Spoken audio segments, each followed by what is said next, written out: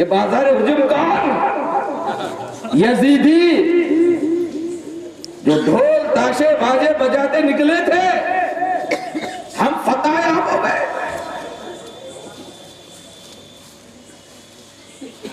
हम विन हो गए, हम जीत गए, हुसैन हार गए माज़अल्लाह। तो ये जो है बाजार हुजूम, तो इनसे मैं कह रहा हूं, कुरान मजीद को अगर आप पढ़ रहे हैं, कोई अगर गुजरने वाला हो तो ठहर कर सुनने का हुक्म है, या कहीं तिलावत हो रही है तो सुनने का हुक्म है ना भाई? आज लगाते होटलों में सुबह सुबह कुरान मजीद की तिलावत, और इधर ऐलान हो रहा है एक पाया ला, एक ब्रेड ला, ये ला वो ला। ये कितनी बेअदबी है कुरान मजीद। मैयत के सामने कुरान मजीद बुलंद से तिलावत करना मना है। यहां भी देखो बुलंद इज्तिमाई तौर पर कुरान मजीद कोई एक पारा पढ़ा है, कोई एक पारा पढ़ा है, तकरार हो जाती है। और जहां भी कुरान मजीद पढ़ा जाता है वहां सुनना फर्ज होता है। इसी बात को मद्देनजर रखते हुए मैं यूं कह रहा हूं कि बाजार के हुजूम से कह दो कि चुप रहे, चुप हो जाओ, ये गाना बजाना बंद कर दो। क्यों? बाजार के हुजूम से कह दो कि चुप रहे, कुरान कर रहा है तिलावत हुसैन की, कुरान कर रहा है तिलावत हुसैन की। क्या जात है हुसैन की, न पूछ मेरा हुसैन क्या है।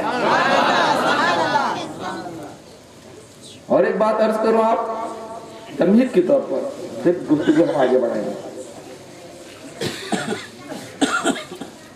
3 मौतों वाली बकरी, कभी सुना है इसके बारे में? कभी इंट्रोडक्शन हुआ है आपके पास? कभी तारुफ हुआ है? अरे सरकार के जमाने में थी वो, 3 तरह की मौत दी गई उसे। एक, उसे ज़बा किया गया, ज़बा करने से भी मौत होती है। उसको जहर दिया गया, जहर से भी मौत होती है। उसको भुना गया, भूनने से भी मौत होती है। तो 3 मौतों वाली बकरी, उसका गोश्त सरकार के सामने पेश किया गया। तो वो गोश्त दबा किया, काटा गया, उसके अंदर जहर मिला हुआ है, उसे भुना गया है। 3 तरह की मौतें वाक़ई हो चुकी है। तो सरकार के सामने जब पेश किया गया तो गोश्त बोल उठा निगाह रसूल पर। सरकार ने जब निगाह डाली, सरकार ने जब अपने लब लगाए, तो गोश्त बोल उठा, मुझ में जहर है आका न खाइए। तो 3 मौतों वाली बकरी जब सरकार के लब लगे तो जिंदा हो सकती है, तो हुसैन की गर्दन को मेरे आका ने कितनी बराबर छुपा होगा।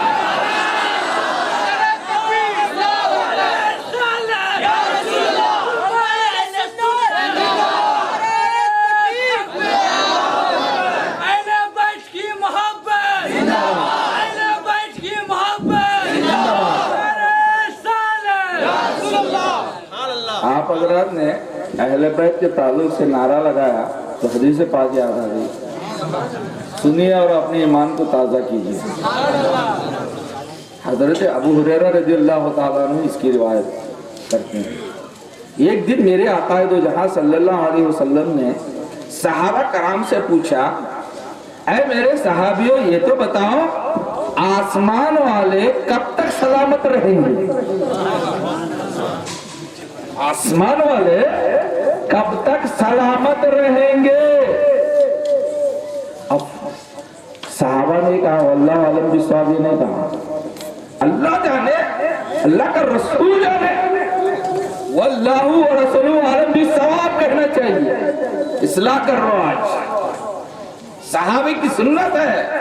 सहाबा ने सिर्फ ये नहीं कि अल्लाह बेहतर जानता है, नहीं, अल्लाह और उसका रसूल बेहतर जानता है। तो सरकार दो आलम सल्लल्लाहु अलैहि वसल्लम ने फरमाया, ऐ साहबियों, जब तक सितारे रहेंगे आसमान वाले सलामत रहेंगे। हमारे लिए सहाबा की जिंदगी भी नमूना, अहले बैत की जिंदगी भी नमूना। बड़ा अच्छा किया सहाबा कराम ने दूसरा सवाल किया, इसलिए कि सहाबा सितारों के मानिंद है। इस्लाही पहलू की बात कर रहा हूं। सहाबा ने दूसरा सवाल क्या किया, बहुत बड़ा कर्म किया सहाबा ने भी। और अहले बैत के जो चाहने वाले हैं उनके लिए खुशखबरी है। सहाबा ने क्या कहा, या रसूल अल्लाह सल्लल्लाहु अलैहि वसल्लम, आसमान वाले जब तक सितारे सलामत रहेंगे, आसमान वाले सलामत रहेंगे, ये तो बता दीजिए जमीन वाले कब तक सलामत रहेंगे? जमीन वाले कब तक सलामत रहेंगे? ये किसने पूछा? सहाबा ने। किसको पूछा? सरकार को। आज की बात नहीं है। तो सरकार दो आलम सल्लल्लाहु अलैहि वसल्लम इरशाद फरमाते हैं, जब तक, नोट कर लो इस बात को मेरे आका की, जब तक मेरी अहले बैत जमीन पर रहेगी, जमीन वाले सलामत रहेंगे। अरे अहले बैत है इसलिए सबका ईमान सलामत है, सबके अमाल सलामत है। अरे जिस दिन ये उठा ले जाएंगे और कुरान उस वक्त कयामत आएगी। आज को लोग डराते रहे, बड़े बड़े साइंटिस्ट अमेरिका के, ये दुनिया फला साल में तबाह होगी, फला साल में तबाह होगी। आप घबराना नहीं, कहना सीना ठोक के कहना, अभी अहले बैत है, अभी कुछ तबाही नहीं होगी, बर्बादी नहीं होगी। हुसैन के नाज बेमिसाल, हुसैन की नियाज बेमिसाल, हुसैन की नमाज बेमिसाल। न पूछ मेरा हुसैन क्या है, हुसैन के नाज भी सुनो, हुसैन की नियाज भी देखो, हुसैन की नमाज भी देखो। कैसा नाज वाला हमारा हुसैन। हमारे भी नाज होते हैं, हमारे नाज नखरे अलग, हमारे भी नाज होते हैं। एक होते नाज पकड़ करना और एक होते नाज जिसे आप आम जुबान में लाड़कापन कहते हैं। नाज भी निराले हुसैन के, कैसे नाज वाला हुसैन। हुजूर सल्लल्लाहु अलैहि वसल्लम की मुक़द्दस बारगाह में हाजिर होते हैं हुसैन। वाह क्या नाज है, नाज के साथ कह रहे हैं, नाना जान मेरे जैसा नाना हो आपका तो बताओ, कैसा नाज है।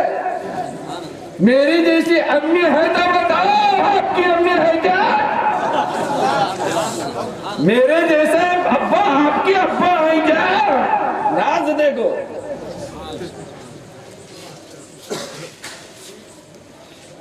मेरे जैसा भाई आपका भाई है क्या?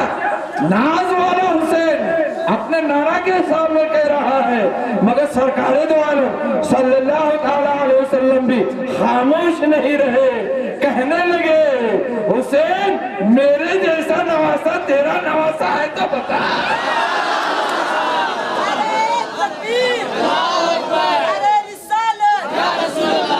आईने मशीयत का शनासा ऐसा, जिसके कदमों में हो कौसर वो प्यासा ऐसा, खुशी से क्यों न झूमे रसूल अरबी, तकदीर से मिलता है नवासा।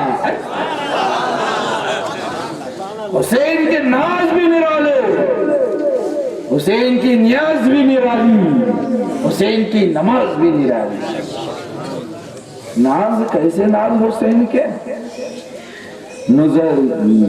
रोज़तुल शुहदा हजरत अल्लामा काशिफी रज़ियल्लाहु ताला अन्हु जिल्द दुव्वम सफ़ा नंबर 50 पर रकम तराज़ है। कैसे नाज दिखिए, पैदा होते ही खुदा की तरफ से पैगाम, वहां नाज वाला हुसैन। पैदा हुए तो अल्लाह तबारक व तआला ने हजरत जिब्रील अमीन को हुक्म देता है कि ऐ जिब्राइल, जाओ मेरे हबीब की बारगाह में ताजियत नामा भी लेकर जाना और तहनीयत नामा भी लेकर जाना। आपने जो जिक्र हुसैन की महफिल जो मुनक़िद की है, आप भी नाज वाले हैं, ये सुनने वाले भी नाज वाले, मैं सुनाने वाला भी नाज वाला। कैसे नाज दिखिए। जिब्रील अमीन अर्ज करते हैं कि मौला ये तहनीयत नामा तो समझ में आ गया है, ताजियत नामा किसके लिए है? तो अल्लाह तबारक व तआला इरशाद फरमाता है कि तहनीयत नामा इसलिए कि हुसैन दुनिया में आ रहा है, आ गया है, खुशी का बाइस है। और ताजियत इसलिए कि इसी हुसैन को मैदान करबला में मेरे हबीब की उम्मत शहीद कर देगी। ये ताजियत नामा और ये तहनीयत नामा है। वो दोनों पैगाम लेकर नीचे उतरे हजरत जिब्रील अलैहिस्सलाम। एक फरिश्ते को देखा, क्या देखा? एक फरिश्ता बेहिस हरकत पड़ा हुआ। तो जिब्रील अमीन हैरान हो गए कि ये चौथे आसमान पर अल्लाह की इबादत करते रहता था, आज जमीन पर क्यों पटक दिया गया है? तो जिब्रील अमीन ने पूछा कि क्या बात है? तो उस फरिश्ते ने कहा कि खुदा की एक नाफरमानी हो गई, अल्लाह तबारक व तआला ने जमीन पर पटक दिया। तफसील में इसलिए नहीं पढ़ना चाहता कि वाकया बड़ा लंबा है। तुम कहाँ जा रहे हो जिब्रील? तो हजरत जिब्रील ने कहा कि मैं हुजूर सल्लल्लाहु अलैहि वसल्लम की बारगाह में अल्लाह की तरफ से पैगाम लेके जा रहा हूँ।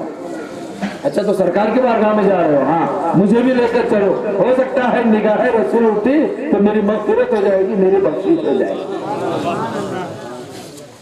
हजरत जिब्रील उठाकर लेकर आए, सरकार दो आलम सल्लल्लाहु अलैहि वसल्लम की बारगाह में हाजिर होकर एक तरफ फरिश्ते को रखा और फिर जो है अर्ज करने लगे कि आका, खुदा की तरफ से पैगाम आया है, हुसैन दुनिया में आए हैं, ताजियत नामा भी तहनीयत नामा भी। सरकार ने फिर वही सवाल किया, ये तहनीयत नामा समझ में आ रहा है, ताजियत नामा क्यों?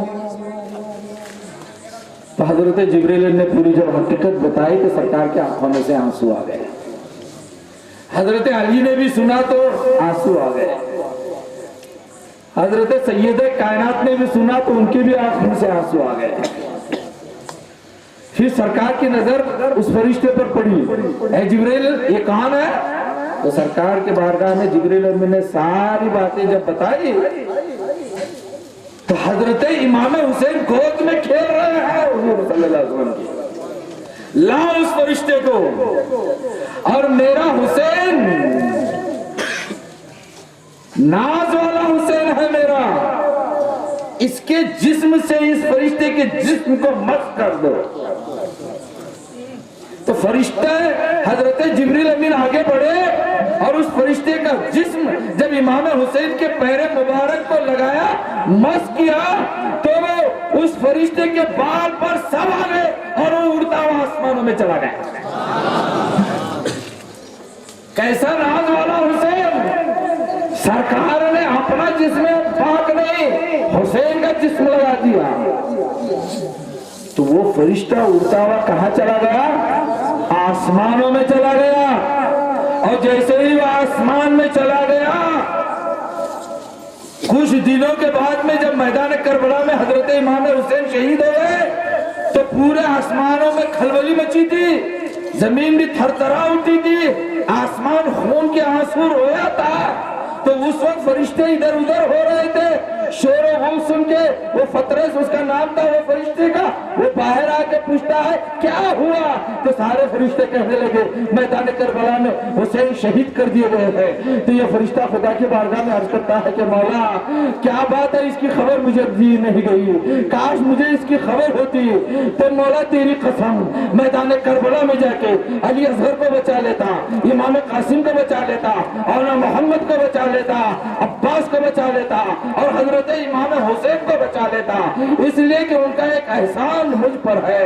कब से तड़प रहा हूँ कि उस एहसान का बदला चुकाऊं। मौका हाथ आया था मगर मुझे इसका पता नहीं चला मौला, अब मैं एहसान का बदला कब चुकाऊं? हल जज़ाउल एहसान इल्लल एहसान। एहसान का बदला क्या है मगर एहसान। अब इसका बदला कैसे चुकाऊं? तो अल्लाह तबारक व तआला इरशाद फरमाता है, अब तू यहां से निकल जा, अब तू यहां से चला जा, जहां मेरे हुसैन का रोजा बनेगा उनकी दहलीज पर बैठे रहना और सुबह क़यामत तक जो जिक्र हुसैन करेंगे उनकी मग़फ़िरत की और उनकी बख्शिश की दुआ करते रहना। ऐसा नाज वाला हुसैन है। अरे हुसैन से मोहब्बत रखो, हुसैन ऐसा नाज वाला है, नजात का जरिया है हुसैन, बख्शिश का जरिया है हुसैन। ना पूछ मेरा हुसैन क्या है, क्या जानो तुम हुसैन क्या है। कैसे नाज वाले हुसैन है? कोई ऐसे नाज वाले? सहाबा कराम, सिद्दीक़ अकबर, उमर फारूक, उस्मान गनी, अली मुर्तजा या दूसरे सहाबा कितने करीब रहे सरकार के। हुसैन ने मुस्कुरा कर कहा, सिद्दीक़ अकबर तुम भी अफजल, उमर फारूक तुम भी अफजल, मगर ये सहाबे तुम बताओ सरकार के कितने करीब बैठते थे तुम? कितने करीब वाले हो, कितनी कुर्बत वाले हो तुम? सरकार के कितने करीब बैठते थे, लेकिन मैं कितना नाज वाला हूं देखो, तुम करीब बैठते थे, मैं नाना के कंधे पर सवार होता था। कैसा नाज वाला हुसैन,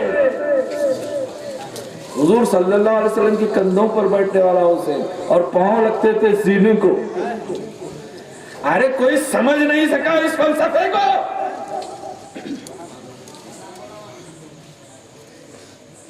कोई कहे होंगे, कोई मैं अपनी तरफ से उनको खक्कर मुंडे कहता हूँ, पता नहीं आप लोग क्या कहते हैं। कोई वहां भी कहता है, कोई टंडा कहता है, कोई क्या कहता है। मैं उनको खक्कर मुंडा कहता हूँ इसलिए कि मानते ही नहीं। अरे तू अपने बाप का असली बेटा है, नहीं मानता वो भी, दलील ला। हर बात में दलील।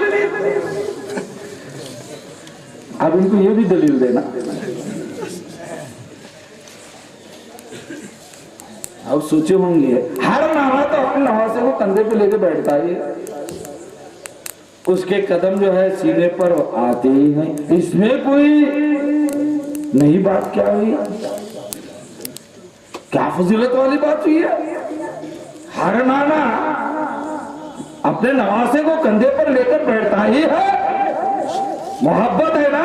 हर नाना को नवासे से मोहब्बत होती है, हम भी लेके बैठते हैं, इसमें कोई नई बात क्या है? ये बेवकूफ हो, तुम्हारा सीना बलगम का मरकज है, सर्दी जुकाम का जखीरा है तुम्हारा। सिगरेट हुक्का पी पी के न जाने तुम्हारा सीना क्या बन गया, एक आठवां अजूबा बन गया है तुम्हारा सीना। मगर सरकार का सीना,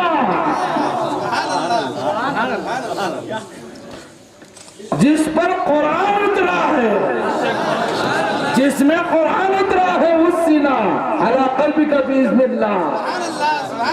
कुरान मजीद सरकार दो आलम सल्लल्लाहु अलैहि वसल्लम के सीने पर उतरा है। इसीलिए आज हम कुरान शरीफ को हल्का समझें बहुत। मैं यहाँ पर एक रुक कर चंद बातें अर्ज करना चाहता हूँ। वो बूढ़े लोग, बुजुर्ग लोग अभी भी कहते हैं टापों में सजाया जाता है, कुरान फरियाद करता है, धो के पिलाया जाता है, तावीज बनाया जाता है, सर पर भी उठाया जाता है, कुरान फरियाद करता है ना। आज सास जो है अपने आप को सच साबित करने के लिए कुरान की कसम खाती है, यहां तक रह गया कुरान। इतना बहू अपने आप को मनवाने की कोशिश कर रही है। ससुर साहब भी कह रहे हैं, मैं कुरान पे हाथ रख के कहता हूं कभी तुम्हारी बेटी पर जुल्म नहीं करता। हम भी और आप भी अलग अलग तरीके से कुरान की कसमें खाने लगते। वो कुरान कितना आसान हो गया है हमारे पास। जहेज में देते हैं बेटी के, और बेटी को कुरान मजीद इस नियत से सिखाते हैं कि उसे रिश्ता अच्छा आ जाए। रिश्तों को तय करने वाला रब्बुल इज्जत है, जोड़ों के साथ दुनिया में भेजा है अल्लाह तबारक व तआला ने। अरे जो गैर कौमों में शादियां हो रही, क्या वो बच्चियां कुरान पढ़ते थे? उनके कैसे रिश्ते हो रहे बाद में? मैं जो बात अर्ज कर रहा हूं, मैं क्या कहना चाहता हूं सुनो। ये कुरान जिसके बारे में रब तबारक व तआला फरमा रहा है, लौ अंज़लना हाज़ल कुरान अला जबलिन लरअयतहु खाशिअन मुतसद्दिअन मिन खशियतिल्लाह। अगर हम कुरान मजीद को किसी पहाड़ पर नाजिल फरमाते तो देखते पहाड़ खुदा के खौफ से टुकड़े टुकड़े हो जाता, रेजा रेजा हो जाए। ये है कुरान की हैबत, ये है कुरान की जलालत। आज हाफिज साहब भी बड़े आसानी से हिफ्ज किए, तरावे में भी सुना रहे हैं वही कुरान, सीना फटने के लिए तैयार है, हमारे घर फटने के लिए तैयार है। मसाजिदों में भी कुरान रखा हुआ है, घरों में भी कुरान है, वही कुरान जिसके बारे में रब फरमा रहा है, हमारे सीनों में भी है, सबके पास है कुरान। लेकिन ये आसान बना कैसे, ये बना कैसे? अरे डायरेक्ट की बात हो रही है कुरान में। अगर डायरेक्ट में पहाड़ पर नाजिल फरमाता तो ये हालत होती। मैं ये कुरान मजीद डायरेक्ट तुम पर नाजिल नहीं कर रहा हूं, मेरे हबीब के जरिए तुम्हें अता कर रहा हूं, मेरे हबीब के सीने के जरिए, ये मेरे हबीब के सीने में नाजिल हो रहा है, ताकि ये कुरान मजीद जो जलाल वाला है जमाल वाला बन जाए। ये सरकार का सदका है। जो आज हम बेवजू भी कुरान पढ़ रहे हैं तो कुछ नहीं होता, बेवजू भी कुरान, हालांकि वजू के साथ कुरान मजीद पकड़ना चाहिए। अरे जिस पर कुरान मजीद, जो कुरान बगैर वजू के पकड़ना नहीं है, तो फिर उस सीने का आलम क्या होगा? जिसमें कुरान मजीद नाजिल हुआ है तो मुस्तफा का सीना कोई मामूली सीना नहीं है। अरे कुरान मजीद की जलालत को जज्ब किया हुआ वो सीना है, कुरान पाक की हैबत को जज्ब किया हुआ वो सीना है, और जिसमें कुरान मजीद नाजिल हुआ है वो सीना है। तो सरकार का सीना मामूली सीना नहीं है, ऐसे सीने पर हुसैन सवार होते हैं, ऐसे सीने पर हुसैन सवार होते हैं। हमारा और आपका सीना नहीं है, मदीना का सीना है। हजरत इमाम हुसैन रजी अल्लाह ताला अन्हु की वो शख्सियत है, इतने करीब है मुस्तफा के, इतने करीब है मुस्तफा के, कंधों पर बैठे हुए हैं और पैर मुबारक जो है सरकार के सीने मुबारक से लग रहे हैं। इसीलिए कहता हूं न पूछ मेरा हुसैन क्या है। और भी आगे बढ़ो, बहुत यानी ये बड़ा तवील मजमून है मेरा, पहली मुहर्रम से इसी टॉपिक पर बोल रहा हूं। आप देखिए पिछले साल भी इसी टॉपिक पर गुफ्तगू किया था। कैसे नाज वाले देखो, नमाज पढ़ा रहे हैं हुजूर सल्लल्लाहु अलैहि वसल्लम, हजरत इमाम हुसैन मजबूर को चीरते हुए, जमात को चीरते हुए आए। कैसा नाज वाला हुसैन। कोई ऐसा करे तो, सहाबा का बेटा अगर ऐसा करता तो, ये हुजूर सल्लल्लाहु अलैहि वसल्लम के लख्त जिगर है, सरकार ने दोनों को बेटा कहा है। तो हजरत इमाम हुसैन रज़ियल्लाहु ताला अन्हु आए, आने के बाद सरकार जब सजदे में थे पुष्ट पर सवार हो गए, और सरकार दो आलम सल्लल्लाहु अलैहि वसल्लम ने सजदे को तवील किया। कितनी हसीन जात है मौला हुसैन की, जिसके लिए रसूल के सजदे में तूल है। मेरा हुसैन बाग़े नबुवत का फूल है, अली की जान है खून रसूल है। अरे आप देखिए, हजरत जिब्रील अमीन हाजिर होते हैं खुदा की बारगाह में। खुदा ने कहा, ऐ जिब्रील अमीन जाके मेरे हबीब से कह दो जब तक मेरा हुसैन ना उतरे तब तक सजदे में से सर नहीं उठाना। इस मौके पर तहारतों का मुकद्दस ज़ैन बैठा है। मेरे बतूल की जीवन का चैन बैठा है। मेरे महबूब सजदे को जरा लंबा कर दे, तेरे पुष्ट पर मेरा हुसैन बैठा है। सजदे को तूल दिया हुजूर सल्लल्लाहु अलैहि वसल्लम ने, है ना भाई? ये तो आप सुनते आ रहे हैं, मगर यहाँ पर एक बात और भी अर्ज करता हूँ। नवासे के लिए सजदे को तूल किया और नवासे के बाप के लिए रुकू को तूल किया था। आप जानते हैं इस वाक़े को, रुकू को तूल किया। मौजूद सामईन हजरात, हजरत अली रज़ियल्लाहु ताला अन्हु की एक खुसूसियत थी कि वो 2 रकात नमाज सुन्नत जो सुबह वाली है वो घर में पढ़ के निकलते थे। घर में पहले पढ़ते बाद में निकलते थे। मस्जिद में डायरेक्ट फर्ज में शामिल होते और तकबीर उला सरकार के जमाने में कभी छूटी नहीं किया। ये हजरत अली की खुसूसियात में से है। एक दिन हजरत अली रज़ियल्लाहु ताला अन्हु निकले सुबह की नमाज, और एक बात सुनो, सरकार का भी फरमाने आलीशान है कि जो कोई सुन्नत नमाज घर में पढ़ के निकलता है सुबह की, गौर से सुनो, माँ और बहनों भी सुनो, माँ और बहनें तो पढ़ती है घर में सब फर्ज वगैरह, लेकिन आपसे कह रहा हूं, सरकार का फरमाने आलीशान है, वो 2 रकात नमाज जो सुबह की है, जो घर में पढ़ के जो निकलता है, उस घर में कभी मोहताजी नहीं आती। कैसे कैसे नुस्खे हैं सरकार के पास। इस्लाम मुकम्मल हो चुका है, कोई अधूरी बात नहीं है। आज क्यों ये लोगों के पास आप जाके पैसे लुटाते हो, ये बंदिश वो बंदिश, ये करनी वो करनी, और बाबा लोग भी क्या ऐसा लूटते हैं लोगों को कि कुछ पूछो नहीं। मैं भी खानकाही हूं। सरकार ने नुस्खा बता दिया है, कौन है पाबंद वाला सुबह की नमाज के। सुबह की नमाज घर में पढ़ के निकलो, लेकिन ये तो मैं तो कहूंगा, मगर इन पर शामत आ जाएगी। ये इमाम जो मसाजिद की जो इमाम है ना, इन पर शामत आएगी अगर ये शुरू हो गए। आपको मालूम होगा बात है, ये मौलाना निकालो इनको। क्यों? सुबह की नमाजी सुन्नत पढ़ते ही नहीं, डायरेक्ट फर्ज में आके शुरू मीटिंग लो, हंगामी मीटिंग।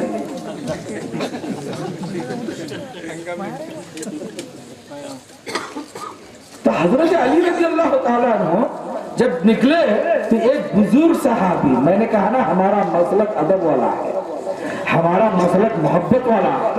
हजरत अली रज़ियल्लाहु ताला अन्हु जब निकले तो एक बुजुर्ग सहाबी आया। हजरत अली ने सोचा कि बुजुर्ग है, इनको आगे किया जाए, मैं इनसे आगे नहीं जाऊंगा। देखो अली का किरदार, आज हम बुजुर्गों का एहतराम करते हैं, अपने बाप का एहतराम करते हैं, अपने चाचा हो या बड़े अब्बा या दूसरे रिश्तेदार या घर मोहल्ले की जमात हो या इमाम हो या उलमा, ये बुजुर्ग लोग हैं, उनका एहतराम करना अली की सुन्नत है। आज अरे उनके साथ चलो तो मेरा काम नहीं होगा, फास्ट मारते हैं स्कूटर। मामू सलाम अलैकुम, चलता है चाचा सलाम अलैकुम, खुदा हाफिज। लेकिन देखो अली का किरदार, अली ने, हालांकि अली की ख्वाहिश है, खुसूसियत है तकबीर उला कभी छूटी नहीं। अब सोचने लगे हजरत अली के आंख में से आंसू आ रहे हैं। क्या खुदा, हो सकता है मेरे आका रुकू में चले गए होंगे और रुकू से सर भी उठाया होगा, दूसरी रकात भी शुरू हुई होगी। ये सहाबी के साथ आहिस्ता आहिस्ता चल रहे हैं, जितने वो आहिस्ता चल रहे हैं उनके साथ ये भी आहिस्ता चल रहे हैं। लेकिन जब जाके देखा हजरत अली रजी अल्लाह ताला हैरान हो गए, अभी पहली रकात खत्म नहीं हुई है, हुजूर सल्लल्लाहु अलैहि वसल्लम रुकू में है। सहाबा कराम हैरान है, आज रुकू इतना लंबा क्यों? तस्बीहात कितने पढ़ सकते हैं भाई आप? 13 मरतबा। नफिल नमाज पढ़ रहे हैं तो कम से कम 13 मरतबा, उससे ज्यादा पढ़ने का हुक्म नहीं। लेकिन यहां देखो कितने तस्बीहात हो गए, इतना तूल क्यों? तो फिर जो है हजरत अली रजी अल्लाह ताला अन्हु जैसे ही करीब आए तो जैसे ही जमात में शरीक हुए, सरकार ने सर उठाया। हजरत अली रजी अल्लाह ताला अन्हु बहुत खुश हो गए, पहली रकात मेरी छूटी नहीं। लेकिन जब नमाज हुई, सहाबा ने पूछा, या रसूलल्लाह सल्लल्लाहु अलैहि वसल्लम, आज रुकू को तूल किया आपने, क्या बात है?